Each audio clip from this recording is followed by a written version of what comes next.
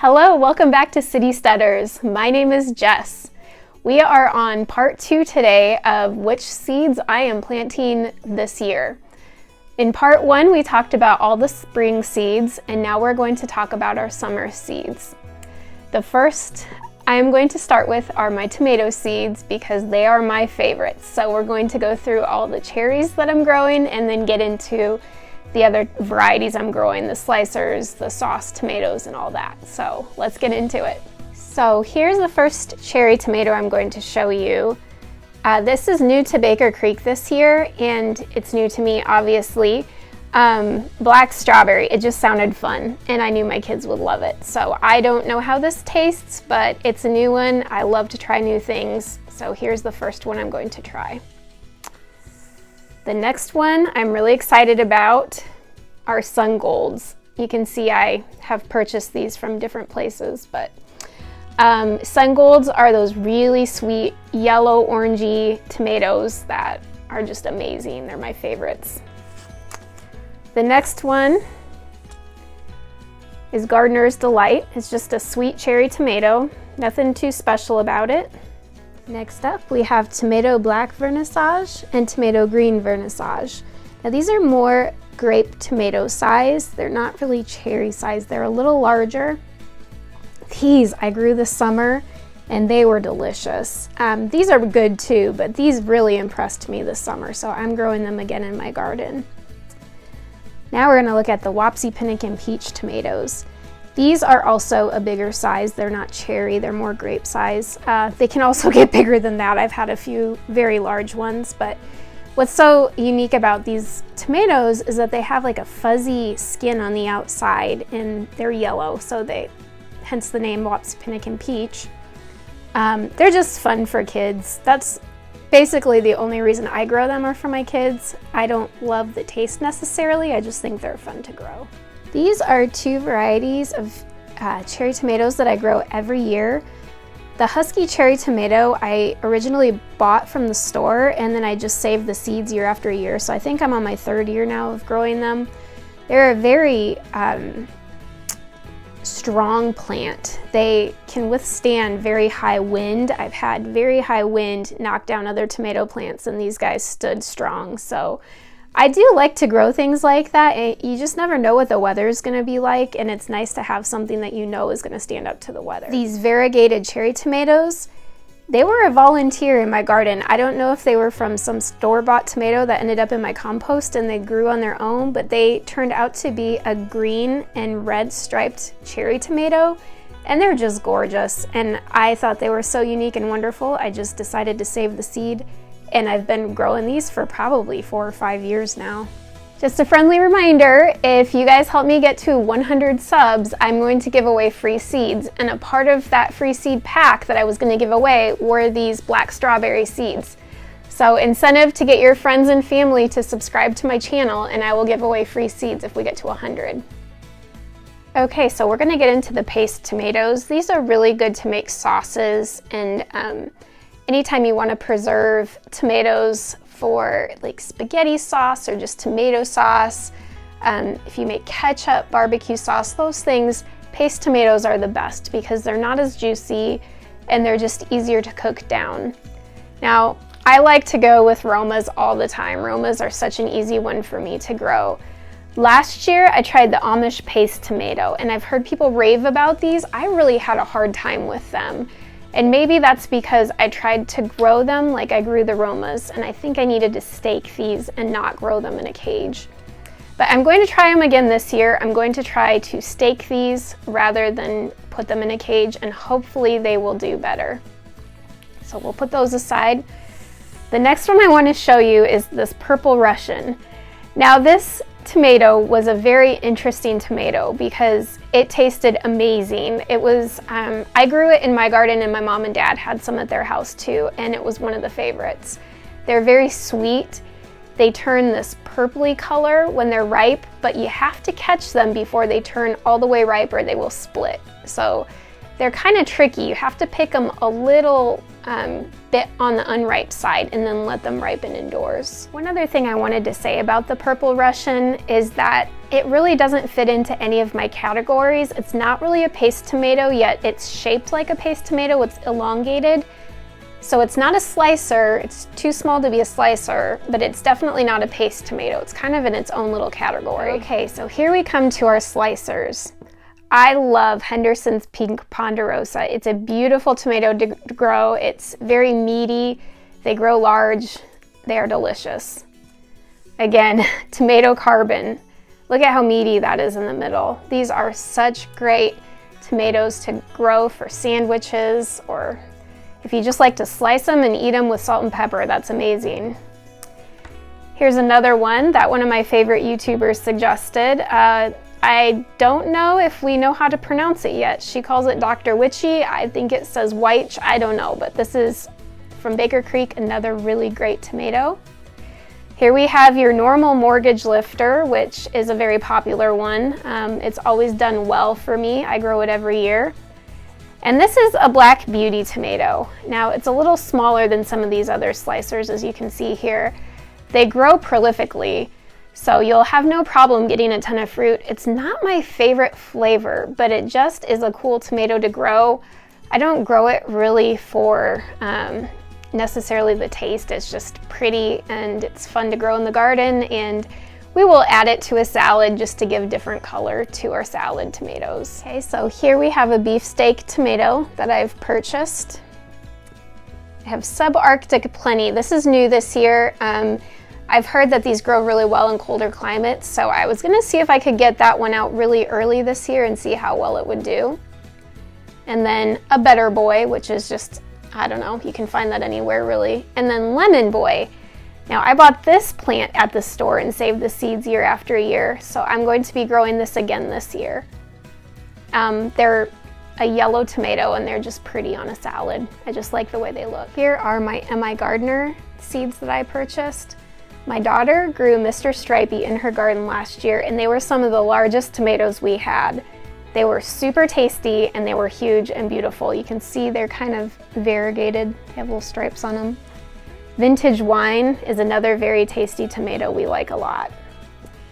Paul Robeson is a pretty good tomato. We enjoyed this one. And I just had to try the Amana tomato because, you know, the Amanas, so I just ordered it for that reason and no other reason really.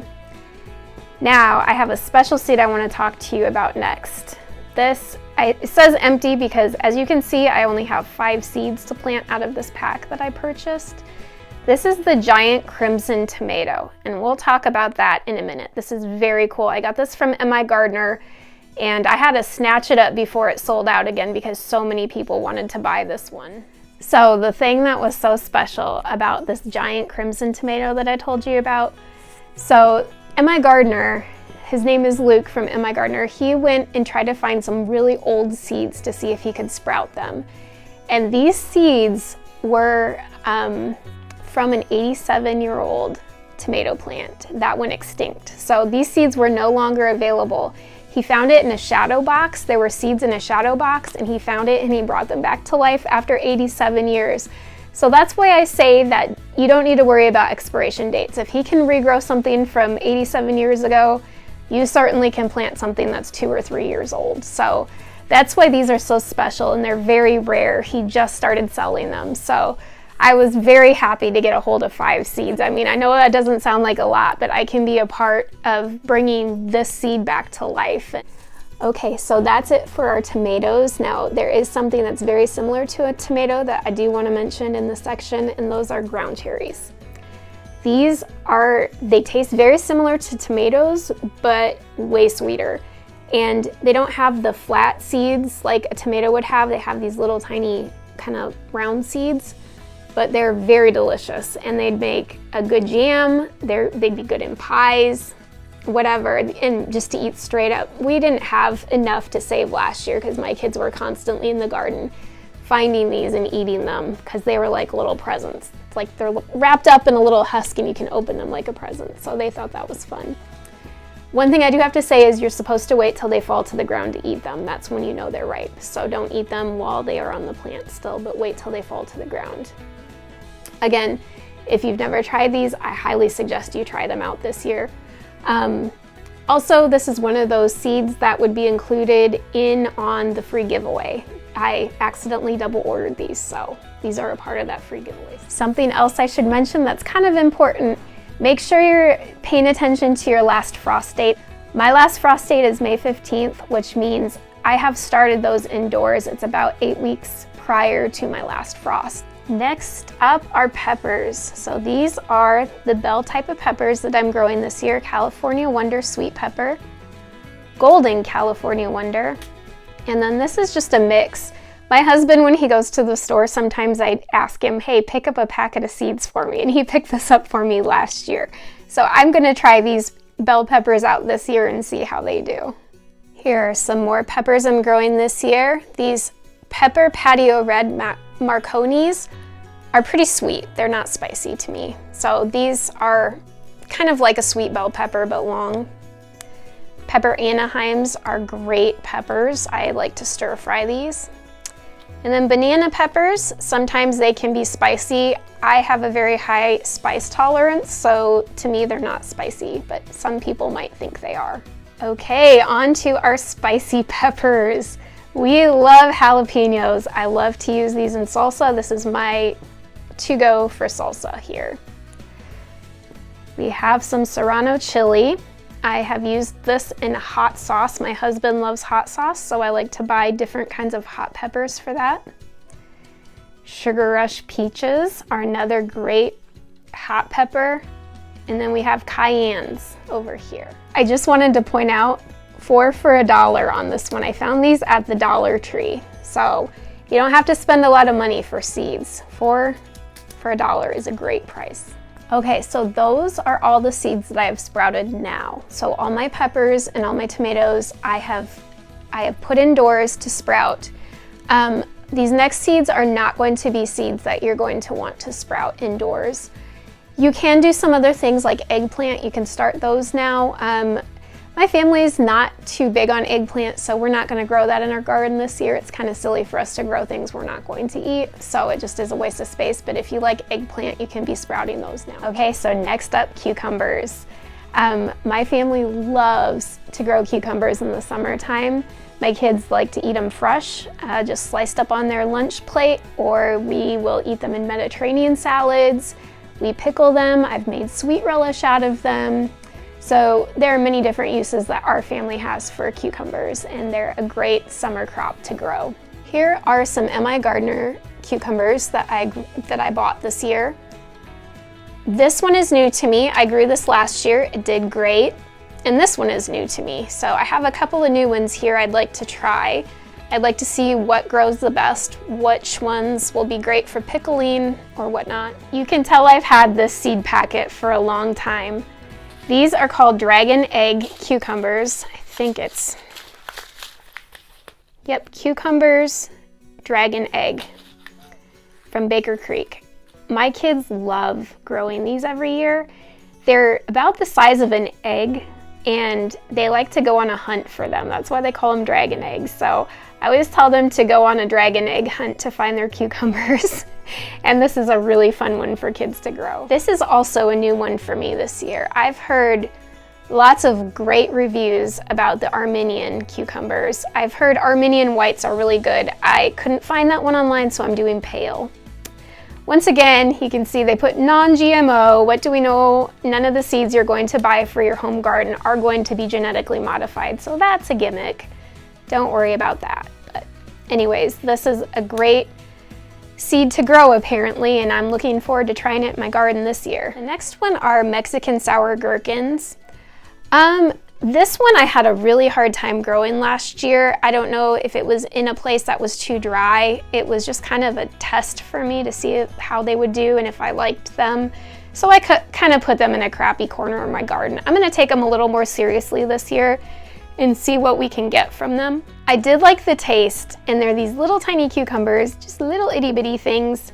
I'm not sure if they're even technically a cucumber, but they have a very unique taste, and these are not for pickling. I've heard they don't hold up well for pickling, so they're good for fresh eating. All right, next up are green beans, and I love growing green beans in my garden. We usually freeze them. I'm going to learn, hopefully this year, to can them. I've never canned them before, but My family just loves green beans, and they're great to have fresh or to preserve them.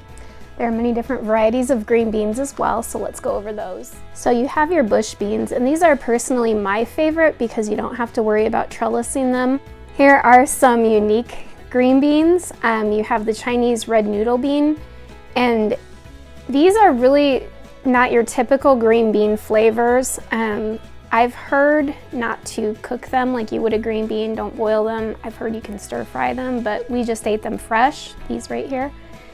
And these are new this year. I would like to try the asparagus beans. I just think it's cool how long they grow, and I do have some trellises that they can climb up onto, so I'm going to try these two this year. Okay, next up are zucchinis and squashes.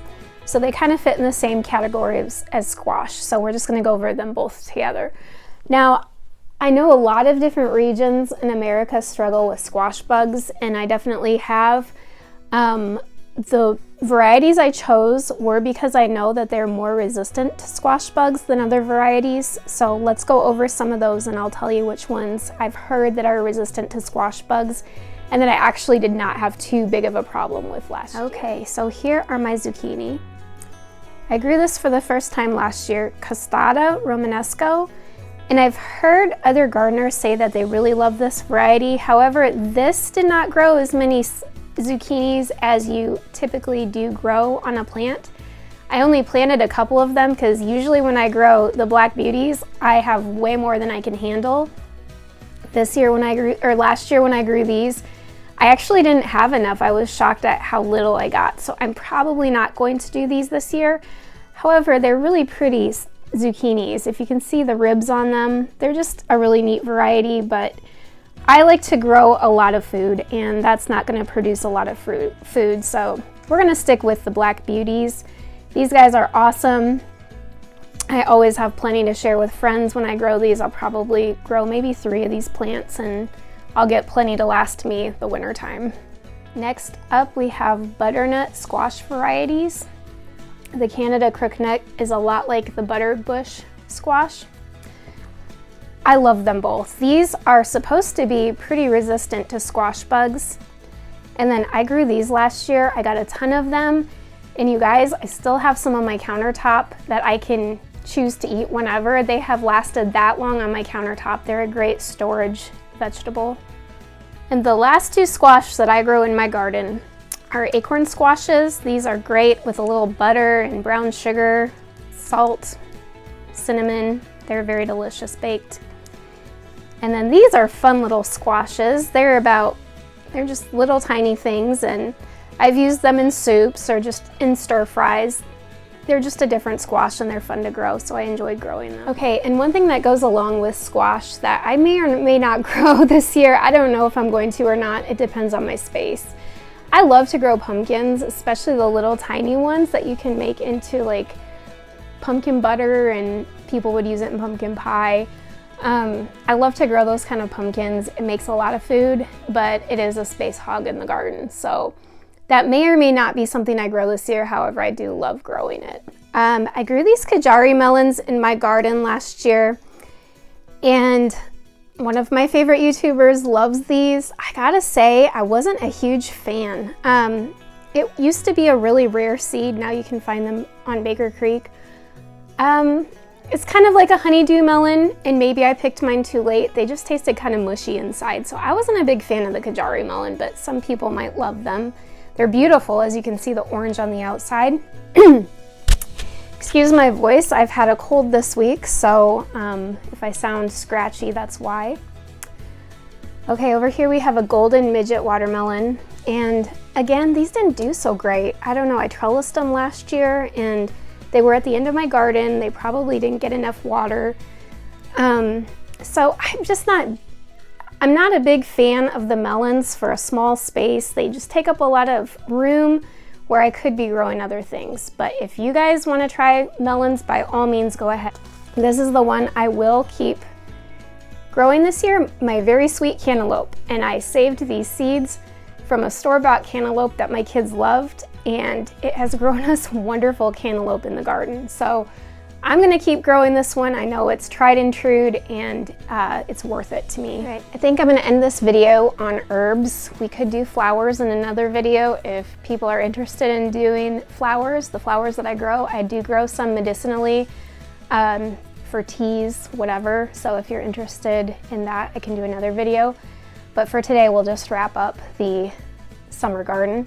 So I do love basil in my garden, so that's an herb that I grow. I have this lime basil that I found this year. I'm gonna try for the first time. Cinnamon basil is wonderful. I love cinnamon basil. I've grown this for the past 2 years and I saved the seeds. Sweet basil is the one that I showed in my other video about propagating, and I love sweet basil. I always have to have some of that on hand. Thai basil is another fun one, and you can save the seeds from it because it goes to flower. So I save the seeds for my Thai basil. I like oregano, so I grow oregano in my garden. I do have a plant indoors downstairs that I'm just gonna replant in the garden. I dug it up last fall before the frost, and then I'm gonna replant it. Parsley is another thing you can grow in your garden. I saved some seeds off my chives because every year they grow back. Once you get them established, you really don't have to reseed, but I just saved my seeds just because I don't know, I just love to save seeds, so no real reason. But and then the last one is dill. I love dill in the garden. The butterflies love dill, so if you want to attract pollinators to your garden, dill's good for them. I also use it for my pickling, so dill is another must-have in my garden. Something else that I don't have here in a packet, but I've grown in the past, is sage. I also have a rosemary plant that I dug up and saved, so I've had rosemary also all winter long too. So it's really nice. Some of these can overwinter, but I like to dig them up and bring them inside. Then I can have fresh herbs all winter long, and I don't have to go to the store and buy any. So that's an option if you guys have a sunny window to put them in, or a grow light or whatever. You can dig up your last year plants and overwinter them until this year. I also found this. This is on the back, it says lemongrass. I guess it doesn't show it on the front. I like lemongrass for tea. There are lots of medicinal reasons I grow it, but that's another one that I grew in my garden last year, and I plan to grow in the garden this year as well. Okay, well, I think that wraps it up for today. I hope you guys enjoyed what I'm growing in my summer garden. And if you have any questions, please leave them in the comments below. And if you'd like to see the flower video, if it would benefit you guys and it would be something you'd enjoy hearing about, then let me know in the comments below and I'll make a flower video as well. Till next time, thanks for watching.